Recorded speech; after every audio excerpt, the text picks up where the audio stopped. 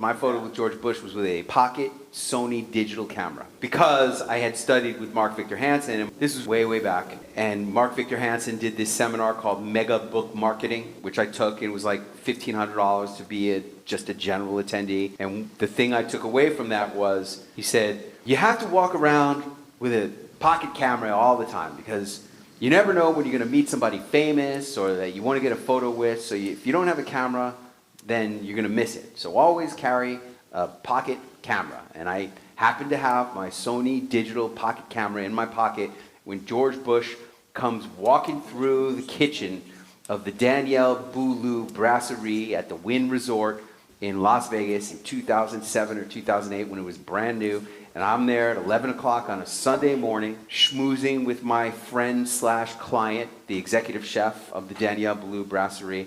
And just at that moment, there goes George Bush and 2 Secret Service agents. And I'm like, holy shit, that's the President of the United States.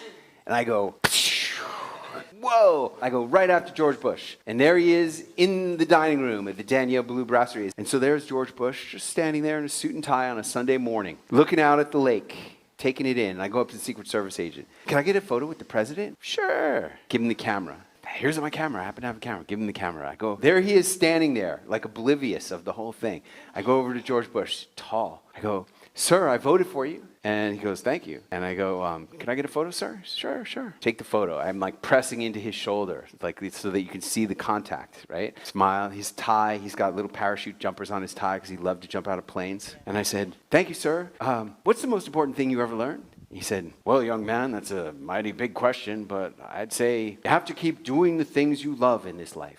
And a lot of people are like, I don't like George Bush. He's New World Order, terrible person. Okay, that may be true. I don't know. All I know is he was president of the United States, and what he told me was not political at all. He just said, you got to keep doing what you love. Here he is. The guy has a necktie with parachute jumpers. He loved to jump out of planes. This was his thing. That's his thing. He did his thing. He did it when he was 80 years old, famously, 90 years old. You got to do what you love. And by the way, this story I just told you is one of the many great stories about all the many great people in Wisdom of the Men. It's available on Amazon, both as a hardcover, a Kindle, and as an Audible, where I am the actual voice of the thing. I checked myself into a hotel and read the book for 3 days onto my MacBook Pro 16-inch, which has a great microphone. And that's how I created the Audible for this. If you're like me, I got a lot of Audible credits just stacking up because there's never enough good books. So if you have any extra Audible credits, get this on Audible. You'll love it. It's 9.5 hours of me telling all the great stories. It's awesome. Say that in the microphone, please. Hey, I'm Linda Fostak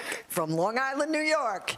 And Wisdom of the Men by Clint Arthur in Audible is positively awesome. It's great. Thank you. Thank you. Yep. I put my whole life into the book, and I did a great job on the Audible. And, just from a speaking point of view, as a speaker, as a person who wants to use your voice, you should make Audible versions of your book, okay? If you're not making Audible versions of your book, you're missing out on a great, great opportunity, not just to have more impact, influence, and income, but also to develop your own voice. Because when I did my first Audible version of what they teach you at the Wharton Business School, that's the first book I ever made an Audible of, that transformed my voice, really. Making an Audible of your own book is a great training for you as a speaker, as an artist with your voice. Do it. You want to say something? Yeah, you can say something. Audible is a completely additional level to your marketing as well because it puts you out there as such a great speaker. I think I told you this. I was listening to a book on the plane, and I was very excited about this book, about the title and the author, and then I started listening to it, and I couldn't get through the first chapter. It was just driving me bananas, so I switched over to your book and listened to that the rest of the way. When I listened to your book,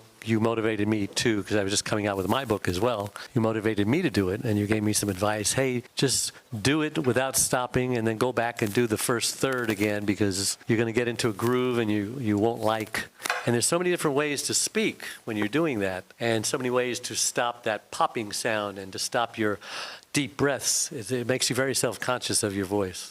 You're going to learn a lot about your own voice by doing your own Audible book. It's a really great experience as a speaker to become a better speaker, a more professional speaker. So I definitely advise you all to do it. And the best way to do it is record the whole book from the beginning to the end and then go back and redo the first third. Because after doing a whole book, you're going to be so much better than when you started. And you want the beginning to be great, not to be suck. So make the beginning the last thing you do, but after you've already done the whole thing.